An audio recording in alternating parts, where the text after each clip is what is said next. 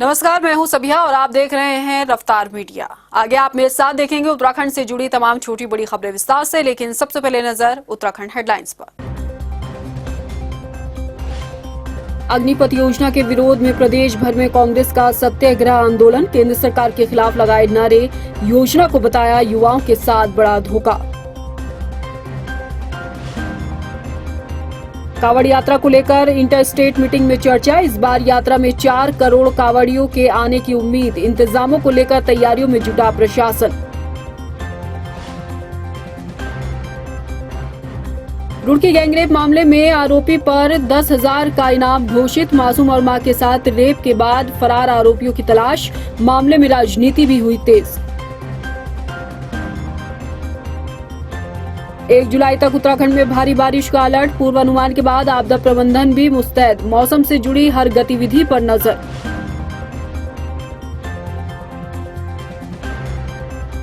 और आगे देखिए धामी सरकार के 100 दिन के रिपोर्ट कार्ड पर खास पेशकश। कितने वादों पर हुआ काम और मंत्रियों के विभागों में कितने लिए गए जनहित के फैसले।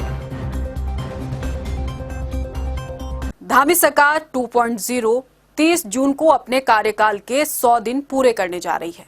जाहिर है बीजेपी के लिए जश्न का मौका है, मगर अपनी आज की इस खास पेशकश में हम बात करेंगे विधानसभा चुनाव जीतने के बाद धामी सरकार 2.0 के गठन से लेकर इन 100 दिनों में अब तक विकास के मुद्दों पर कितना काम हुआ। सीएम के सामने वो कौन सी चुनौतियां रही जिनसे पार पाना आसान नहीं रहा। धामी सरकार के मंत्रियों के रिपोर्ट कार्ड के साथ जो टारगेट उन्हें मिला उसे कितना अचीव किया गया। जनता के वादों पर सरकार कितनी खरी उतरी। इन तमाम सवालों पर बात होगी और हम आपको दिखाएंगे कि सरकार के 100 दिन के कार्यकाल पर जनता का क्या कुछ नजरिया है। 23 मार्च को पुष्कर सिंह धामी को प्रदेश की कमान दोबारा हाथों में सौंपी गई। हालांकि विधानसभा चुनाव में बीजेपी की प्रचंड बहुमत के साथ वापसी कराने के बाद सीएम धामी के लिए आगे की जो राह थी वो इतनी आसान नहीं रही। खटीमा विधानसभा सीट से चुनाव हारने के बाद सबसे पहले चुनौती सीएम धामी के सामने उपचुनाव को जीतना रहा और इसके साथ साथ चुनाव में जनता से किए वादों पर खरा भी उतरना रहा। तो चलिए पहले राजनीति को समझते हैं कि इन 100 दिनों में धामी सरकार का राजनीतिक पड़ाव कैसा रहा। 10 मार्च को उत्तराखंड विधानसभा चुनाव के नतीजे सामने आने और धामी को खटीमा से हार मिलने के बाद कई दिनों के सस्पेंस के बाद 21 मार्च को नए सीएम के तौर पर पुष्कर सिंह धामी के नाम का ऐलान हुआ। लेकिन जब ये ऐलान हुआ तो सियासी गलियारों में चर्चाओं का बाजार गर्म हो गया। पुष्कर धामी ने तब 12वें मुख्यमंत्री के तौर पर शपथ ली। भाजपा को प्रचंड बहुमत में लाकर पुष्कर सिंह धामी ने राजनीतिक इतिहास में नई इबारत को दर्ज कर नया कीर्तिमान स्थापित किया। मगर खुद खटीमा विधानसभा सीट से धामी चुनाव हार गए। अब मुख्यमंत्री के तौर पर जिम्मेदारियों को संभालने के साथ साथ सीएम पुष्कर सिंह धामी के सामने उपचुनाव की कसौटी पर खरा उतरना भी जरूरी हो गया। उपचुनाव के लिए पहले कई सीटों पर आशंकाओं के बादल मंडराने के बाद अंत में उपचुनाव के लिए चंपावत से कैलाश गहतोड़ी ने मुख्यमंत्री धामी के लिए सीट खाली की। इसके बाद 31 मई को चंपावत सीट पर उपचुनाव के लिए विकास को तरजीह देते हुए लोगों ने जमकर मतदान किया और 3 जून का दिन राजनीतिक इतिहास के पन्नों में हमेशा के लिए दर्ज हो गया। चंपावत उपचुनाव में मुख्यमंत्री पुष्कर सिंह धामी ने अब तक उत्तराखंड में रिकॉर्ड जीत हासिल की। मुख्यमंत्री ने कांग्रेस प्रत्याशी निर्मला गहतोड़ी को 54,121 वोटों के बड़े अंतर से मात दी। उपचुनाव के नतीजे बताते हैं कि धामी पर पार्टी का भरोसा सही साबित हुआ और मुख्यमंत्री के तौर पर अगले 5 साल के लिए प्रदेश की कमान धामी के हाथों में ही रहेगी। रफ्तार मीडिया के लिए देहरादून से ब्यूरो रिपोर्ट।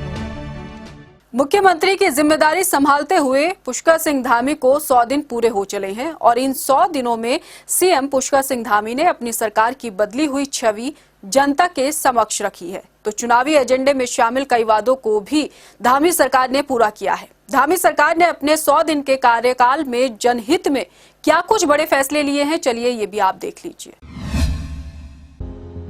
उत्तराखंड के नेतृत्व में बदलाव करते हुए भाजपा हाईकमान ने युवा नेता पुष्कर सिंह धामी के हाथों में प्रदेश की बागडोर सौंपी। इस बागडोर को संभालने के बाद पुष्कर सिंह धामी ने कई बड़े बदलाव करते हुए पिच पर डटकर ताबड़तोड़ बैटिंग की। पहले ही बॉल में सिक्सर लगाते हुए सीएम धामी ने नौकरशाही में बड़ा बदलाव किया और मुख्य सचिव को हटा दिया। इसके बाद शासन स्तर पर बदलाव करते हुए कई अधिकारियों की जिम्मेदारियों को भी बदला गया। इनमें से कुछ के पर कतरे गए तो कुछ की जिम्मेदारियों को भी बढ़ाया गया। जनता से किए चुनावी वादों को भी सीएम पुष्कर सिंह धामी ने बखूबी पूरा किया है और 100 दिन के भीतर उन वादों को धरातल पे भी उतारने का काम हुआ। ग्राफिक्स के जरिए एक नजर डालते हैं कि इन 100 दिनों में धामी सरकार ने जनहित में कौन से बड़े फैसले लिए। 24,000 रिक्त पदों पर भर्ती का ऐलान करने के साथ कोविड से प्रभावित पर्यटन क्षेत्र के लिए 200 करोड़ का पैकेज जारी किया गया।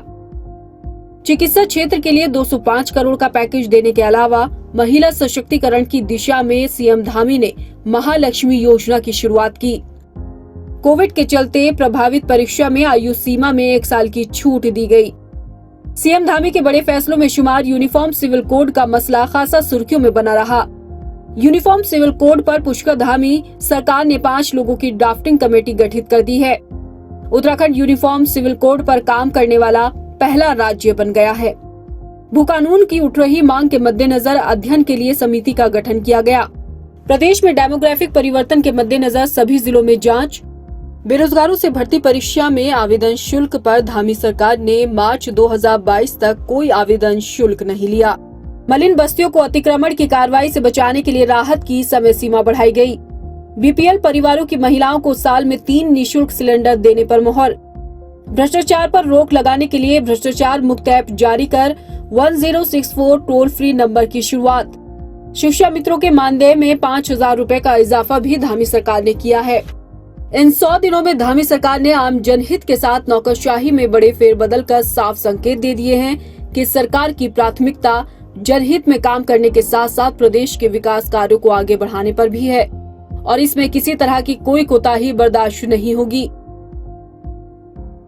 30 जून को धामी सरकार 2 के 100 दिन का कार्यकाल पूरा होने जा रहा है। इन 100 दिनों में सीएम पुष्कर सिंह धामी ने जहां कई ऐतिहासिक निर्णय भी लिए, तो वहीं सीएम पुष्कर सिंह धामी ने जनता से किए गए कई वादों को भी इस दौरान पूरा किया है। 30 जून को सीएम पुष्कर सिंह धामी 100 दिनों का रिपोर्ट कार्ड आम जनता के सामने पेश करने जा रहे हैं।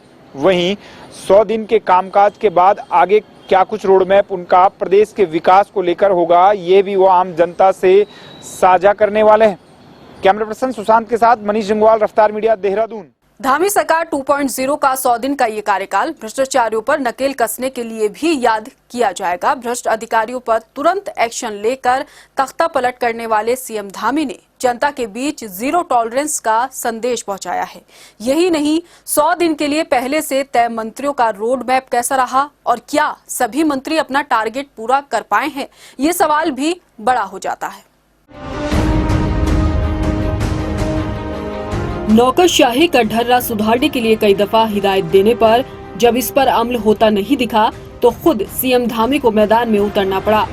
हावी नौकरशाही की नकेल कसने के लिए मुख्यमंत्री धामी ने पहले आरटीओ दफ्तर में छापा मारा और 80% कर्मचारियों के गैर हाजिर पर उन्हें तलब कर डाला। सीएम धामी ने आरटीओ दिनेश पठोई को सस्पेंड तक कर डाला। यही नहीं, यूपी में उत्तराखंड तक सियासत के गलियारों में कभी अपनी धमक के लिए पहचाने जाने वाले आईएएस रामविलास यादव पर भी उत्तराखंड सरकार ने शिकंजा कसा और वो अब उत्तराखंड विजिलेंस की गिरफ्त में है। रामविलास यादव की किस्मत उन्हें थोड़ा धोखा दे गई और उनके रिटायरमेंट के महज 1 हफ्ते पहले उत्तराखंड विजिलेंस की पूछताछ ने सब कुछ बदल कर रख दिया।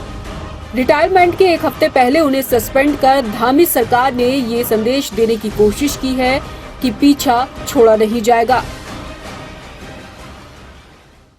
भ्रष्टाचार मुक्त उत्तराखंड को बनाने को लेकर जो संकल्प सीएम पुष्कर सिंह धामी ने लिया था, उसे अपने दूसरे कार्यकाल में भी पुष्कर सिंह धामी ने यथावत बरकरार रखा है। आईएएस रामविलास यादव पर आय से अधिक संपत्ति मामले को लेकर जहां निलंबन की कार्रवाई उनके रिटायरमेंट से कुछ दिन पहले सीएम पुष्कर सिंह धामी ने कर दी, तो वहीं आरटीओ दफ्तर में अनियमितताओं को लेकर आरटीओ दिनेश चंद पठोई को भी सीएम पुष्कर सिंह धामी ने 100 दिन के कार्यकाल के भीतर निलंबित कर दिया।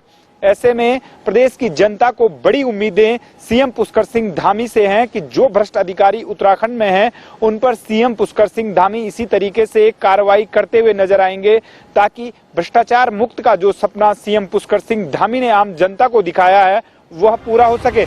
पुष्कर सिंह धामी ने मुख्यमंत्री पद की शपथ लेने के बाद बकायदा मंत्रियों का भी 100 दिन का एजेंडा तैयार किया। सभी मंत्री अपने रिपोर्ट कार्ड में खुद को फुल मार्क्स देने के साथ अपनी परफॉर्मेंस और विभागों में लिए गए फैसले को गिना रहे हैं कि कौन कौन से फैसले उन्होंने जनहित में लिए। बाल विकास एवं महिला सशक्तिकरण मंत्री रेखा आर्य का दावा है कि उनके विभागों में कई जनहित के फैसले लिए गए हैं। निश्चित रूप से खेल विभाग खेल नीति लेकर आया है।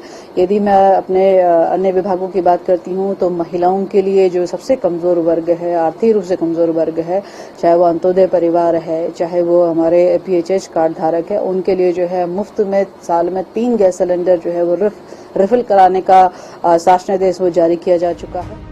शिक्षा, स्वास्थ्य जैसे भारी भरकम वाले विभागों का जिम्मा संभाल रहे धन सिंह रावत का दावा है कि 100 दिन के भीतर उनके विभागों में भी बड़े काम हुए हैं, तो आने वाले दिनों में भी और ज्यादा बेहतर काम होंगे। देखिए, हमारी सरकार ने 100 दिन में बहुत ऐतिहासिक काम किए हैं। हर विभाग में बड़े बड़े काम हुए हैं और मैं कह सकता हूं कि जनता का विश्वास जगा है कि भारतीय जनता पार्टी ही काम कर सकती है। धामी सरकार के 100 दिन पूरा होने पर जनता ने धामी सरकार के रिपोर्ट कार्ड को कितने नंबर दिए हैं, इसे भी आप देख लीजिए और सुन लीजिए। वर्तमान मुख्यमंत्री जी का दूसरा कार्यकाल है, पहला वाला थोड़ा शॉर्ट रहा था और ये 100 दिन अभी पूर्ण हुए हैं। तो इसमें ये है कि उन्होंने जो भी फैसले लिए हैं तकरीबन सब सकारात्मक जा रहे हैं और जनता को बहुत सारी उम्मीदें हैं कि आगे भी वो इसी कार्य से करेंगे।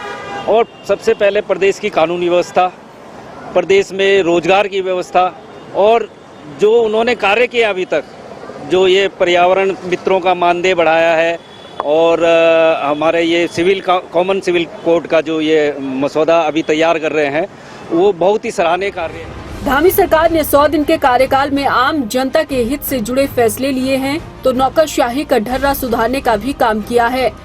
इसके साथ संकल्प लिया गया है प्रदेश के विकास और तरक्की की राह पर उत्तराखंड राज्य को ले जाने का। ऐसे में आने वाले वक्त में क्या कुछ धामी सरकार राज्य के विकास के लिए स्टेप लेगी, ये देखना होगा। रफ्तार मीडिया के लिए देहरादून से मनीष डंगवाल की रिपोर्ट। धामी सरकार के 100 दिन का कार्यकाल पूरा होने पर भाजपा बड़े आयोजन की तैयारी कर रही है। 30 जून को धामी सरकार 2.0 को 100 दिन पूरे हो जाएंगे, लेकिन विपक्ष सरकार के इस कार्यकाल से लगता है नाखुश है। कांग्रेस ने सरकार के 100 दिन के कार्यकाल पर सवालिया निशान खड़े कर दिए हैं। प्रदेश अध्यक्ष करण बाहरा का ये कहना है कि सरकार को अपने 100 दिन के इस कार्यकाल पर मंथन करने की जरूरत है। जरा आप भी सुनिए विपक्ष का यह बयान।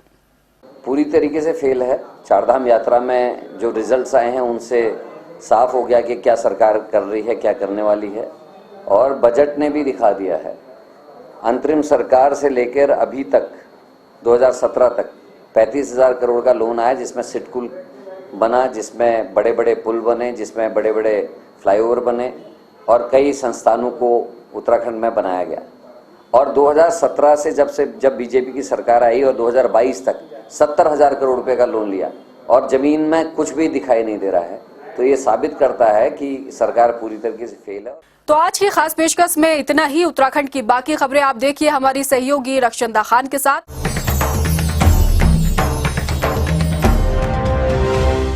नमस्कार, मैं हूं आपके साथ रक्षंदा खान। अभी तक आप सीएम पुष्कर सिंह धामी के 100 दिन के कार्यकाल पर हमारी खास पेशकश मेरी सहयोगी सबिया के साथ देख रहे थे। बुलेटिन में बढ़ते आगे और बात कर लेते हैं प्रदेश की कुछ मुख्य खबरों की। मुख्यमंत्री पुष्कर सिंह धामी से बुलेटिन की शुरुआत करते हैं। मुख्यमंत्री पुष्कर सिंह धामी ने सोमवार को मसूरी के लाल बहादुर शास्त्री राष्ट्रीय प्रशासनिक अकेडमी में आयोजित अमृत महोत्सव डिजिटल प्रदर्शनी और आजादी का अमृत महोत्सव सेमिनार का उद्घाटन किया। इस दौरान उन्होंने परिसर में 22 राज्यों द्वारा लगाई गई हस्तकला इंस्टॉल्स का भी अवलोकन किया। सीएम पुष्कर सिंह धामी ने कहा कि हमने सरलीकरण, समाधान, निस्तारीकरण और संतुष्टि को अपनी कार्य पद्धति का सिद्धांत बनाया है और इसी मूल मंत्र को आधार बनाकर जन समस्याओं को सुलझाया जा रहा है। अग्निपथ योजना के खिलाफ उत्तराखंड की हर विधानसभा में कांग्रेस ने सत्याग्रह आंदोलन किया। देहरादून में प्रदेश अध्यक्ष करण महारा के नेतृत्व में आंदोलन किया गया। करण महारा ने बीजेपी सरकार को सेना विरोधी बताते हुए कहा कि केंद्र सरकार सेना की योजनाओं के विरोध में काम कर रही है, जो देश की सुरक्षा के लिए आत्मघाती साबित हो सकता है। वहीं गढ़ी कैंट में पूर्व मुख्यमंत्री हरीश रावत ने सत्याग्रह किया। उन्होंने कहा कि अग्निपथ योजना न तो सैनिकों के हित में है और ना ही देश हित में। कांग्रेस ये मैसेज देना चाहते हैं कि देश को खतरा है, देश की सीमाओं को खतरा है, देश में इस योजना से आने वाले समय में आंतरिक खतरे भी बढ़ेंगे। रिटायर्ड आईएएस जो हमारे फाइनेंस के सेक्रेटरी रहे, उन्होंने भी इस बात को अपने ट्वीट में कहा है कि पंजाब में हमने इस दंश को झेला है और 21 साल का जो नौजवान रिटायर होगा, जो आर्म्स चलाने में एक्सपर्ट होगा, उसको जब नौकरी नहीं मिलेगी, जब उसको अपना भविष्य नहीं दिखाई देगा, उसको गलत रास्ते पर ले जाने की संभावनाएं बढ़ जाएंगी। ये हमारा राज्यव्यापी सत्याग्रह का एक हिस्सा है और हम लोग ये स्पष्ट तौर पर केंद्र सरकार से कह रहे हैं और ये लोगों ने इस बात को, तथ्य को माना भी है कि ये अग्निपथ या अग्निवीर योजना किसी भी रूप में न तो सेना के हित में है, न देश के हित में है और न सेना में भर्ती होने का सपना पाले हुए नौजवानों के हित में। प्रदेश की 70 विधानसभाओं में कांग्रेस के सत्याग्रह का शोर रहा। कांग्रेस के दिग्गज से लेकर कार्यकर्ता सड़क पर अग्निपथ योजना के विरोध में उतरे नजर आए। आप स्क्रीन पर 3 अलग अलग जगहों की तस्वीरें देख रहे हैं। पहली तस्वीर खटीमा की है, जहां सत्याग्रह की कमान उपनेता प्रतिपक्ष भुवन कापड़ी ने संभाली। वहीं दूसरी तस्वीर भगवानपुर और तीसरी रुड़की के मंगलौर की है, जहां योजना के खिलाफ भाजपा सरकार को घेरा गया। एक देश एक विधान एक संविधान कहने वाली सरकार एक आर्मी एक विधान एक संविधान क्यों नहीं ला रही है? वो आर्मी में जो अफसर भर्ती हो रहे हैं, सीडीएस और एनडीए, उनको कहते हैं कि 4 साल की ट्रेनिंग के बाद उनको आर्मी में उनका पद मिलेगा और यहाँ जो युवा, जो सिपाही जाके सीने में गोली खाएगा, उसे 4 साल में घर भेज दिया जाएगा। तो ये भारतीय जनता पार्टी का दोहरा चरित्र है। ये देश की सुरक्षा के साथ खिलवाड़ है और देश के युवाओं के भविष्य के साथ खिलवाड़ है। कांग्रेस पार्टी देश भर में इसके लिए सत्याग्रह कर रही है और हम इसके खिलाफ लगातार आंदोलन करते रहेंगे। वहीं अग्निपथ योजना के खिलाफ कांग्रेस ने हल्द्वानी में भी सत्याग्रह आंदोलन किया और केंद्र सरकार के खिलाफ जमकर नारेबाजी की। कांग्रेस नेताओं ने कहा कि अग्निपथ योजना भारत की सुरक्षा के साथ खिलवाड़ है और युवाओं के साथ बड़ा धोखा है। 4 साल अग्निवीर बनने के बाद युवा बेरोजगारी की कगार पर आकर खड़ा हो जाएगा। योजना के विरोध में जो आज पूरे राष्ट्रव्यापी कांग्रेस पार्टी विरोध प्रदर्शन कर रही है, हर विधानसभाओं में प्रदर्शन हो रहा है और जिस तरीके से एक अग्निवीर योजना युवाओं पर थोपी गई, निश्चित रूप से कहीं ना कहीं पर किसी को भी विश्वास में न लेकर के योजना थोपी गई, जो मैं समझता हूं आने वाले युवा के भविष्य के लिए बहुत ही मतलब एक घातक होगा और इससे जो देश का जो माहौल है वो खराब होगा और जो हमारा युवा जो 4 साल में नौकरी करके वापस आएगा वो कहीं का भी किसी भी काम का नहीं रह जाएगा। प्रदेश भर में कांग्रेस के सत्याग्रह आंदोलन की अलग अलग तस्वीरें आई। राजधानी देहरादून में उत्तराखंड महिला मंच के कांग्रेस की जो उत्तराखंड महिला मंच की कांग्रेस महिला कार्यकर्ता थी, उन्होंने ताली के साथ थाली भी बजाकर अलग अंदाज में प्रदर्शन किया। थाली बजाकर कर रही ये प्रदर्शन में महिलाओं ने केंद्र सरकार पर जमकर हमला किया। वहीं प्रदेश की भाजपा सरकार को अग्निपथ योजना के कई जो है नुकसान बताते हुए हिदायत भी देती नजर आई। इन महिलाओं से हमारे संवाददाता हितेश त्यागी ने खास बातचीत की। इसलिए अपने हमारे युवा जो मजबूर हैं, उस मजबूरी का फायदा उठाते हुए ये सरकार जो जनता के साथ एक खिलवाड़ कर रही है, वो इस षड्यंत्र रच रही है, उसके खिलाफ आज पूर्व सैनिक, मातृशक्ति और तमाम जो जन संगठन है वे सड़कों पे उतर आए हैं और इसका एड़ी गाड़कर हम विरोध करेंगे और निश्चित रूप से इस योजना को सरकार को वापस लेना पड़ेगा। देश भर के अनेक राज्यों में अग्निपथ स्कीम के विरोध को लेकर युवा प्रदर्शन कर रहा है, सड़कों पर उतरकर आगजनी कर रहा है। तो वहीं उत्तराखंड की राजधानी में इस बार जो सैनिक हैं, जो अग्निपथ स्कीम है उसके विरोध में उत्तराखंड महिला मंच ने भी मोर्चा यहाँ पर संभाल लिया है और उसकी मोर्चे की जो संयोजक है वो हमारे साथ मौजूद है, उनसे जानने की कोशिश करेंगे मैम, किस तरह से देखती हैं ये अग्निपथ स्कीम का आप आज विरोध कर रही हैं? मैं देखिए, अग्निपथ जो स्कीम है वो पूरे देश के बच्चों के साथ एक बिल्कुल खिलवाड़ है और हम इस अग्निपथ योजना का पूरी तरह से विरोध करते हैं। और जहां तक हम इस पहाड़ी राज्य के अंदर रह रहे हैं, इस राज्य के 95% बच्चे जो हैं वो परिवारों के जो बच्चे हैं वो सेना में हैं। और यही जितनी यहाँ पे महिलाएं आप देख रही हैं, ये इन महिलाओं के परिवार के बच्चे सेना में किसी न किसी, इनके पिता हैं, इनके भाई हैं, इनके बच्चे हैं, सेना के अंदर है। तो इसलिए उत्तराखंड का इतिहास भी रहा है, चाहे चिपको आंदोलन हो, नशा नहीं रोजगार आंदोलन हो या राज्य का आंदोलन हो, इन सारे आंदोलनों में 90% महिलाओं की भागीदारी रही है।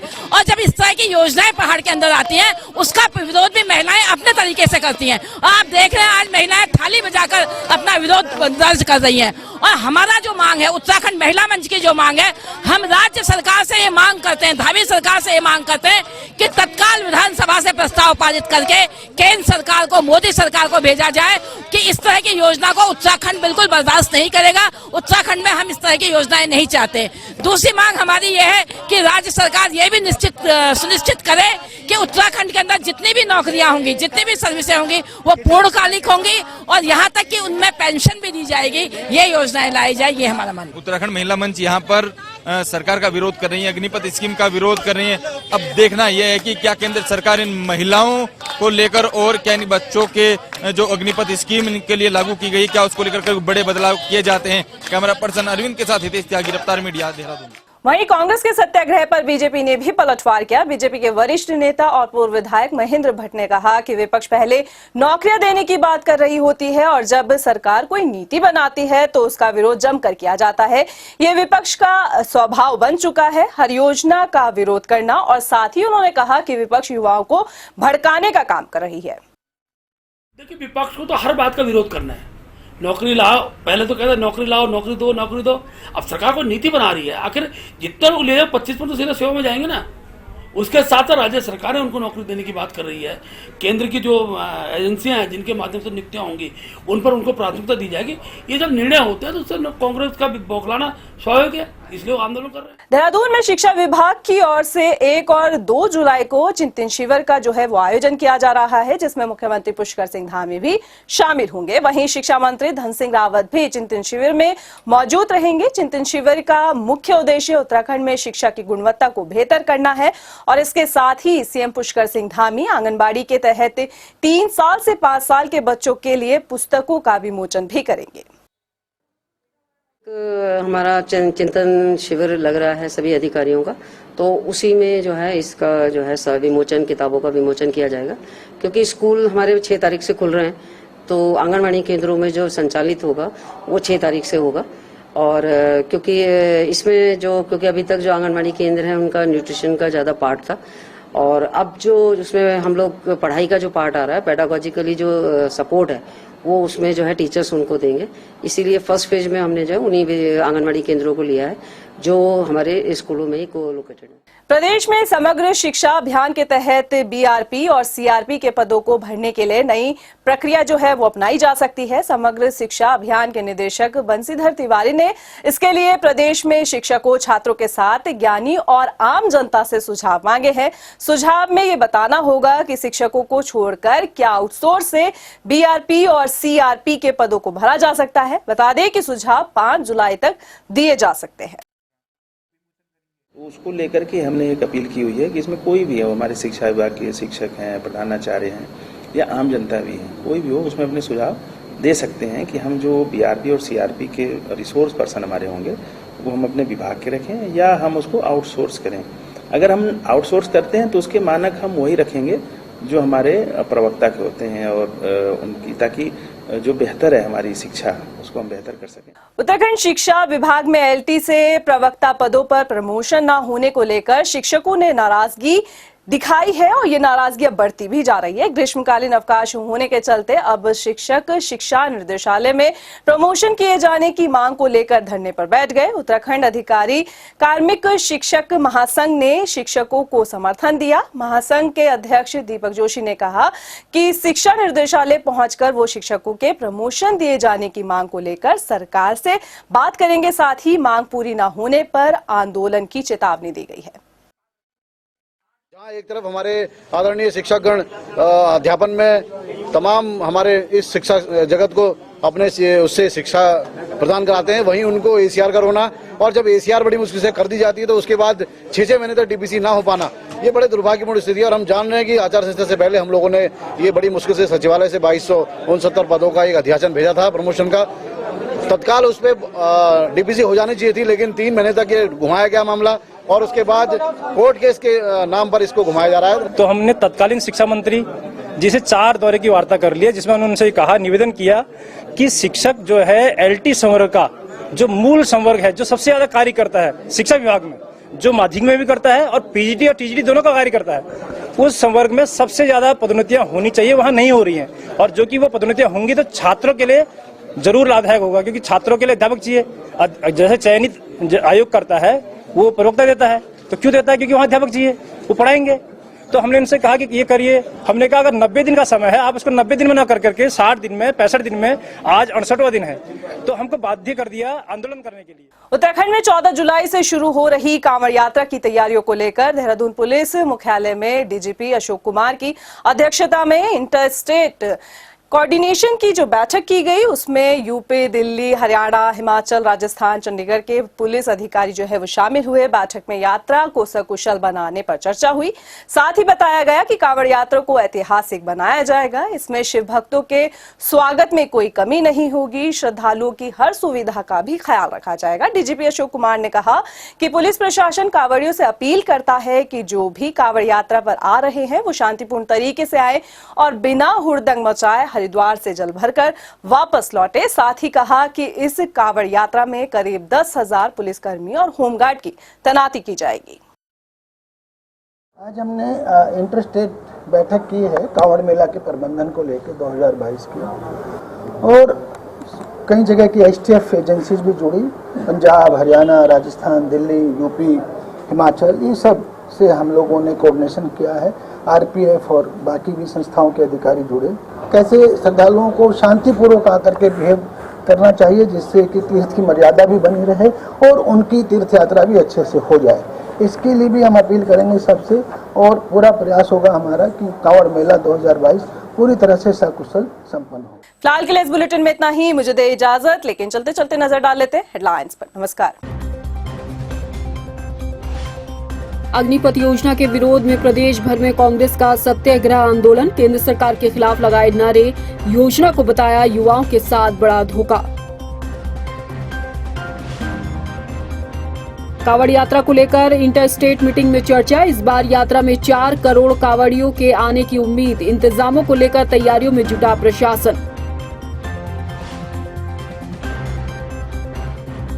रुड़की गैंगरेप मामले में आरोपी पर 10,000 का इनाम घोषित। मासूम और मां के साथ रेप के बाद फरार आरोपियों की तलाश। मामले में राजनीति भी हुई तेज। 1 जुलाई तक उत्तराखंड में भारी बारिश का अलर्ट। पूर्वानुमान के बाद आपदा प्रबंधन भी मुस्तैद। मौसम से जुड़ी हर गतिविधि पर नजर।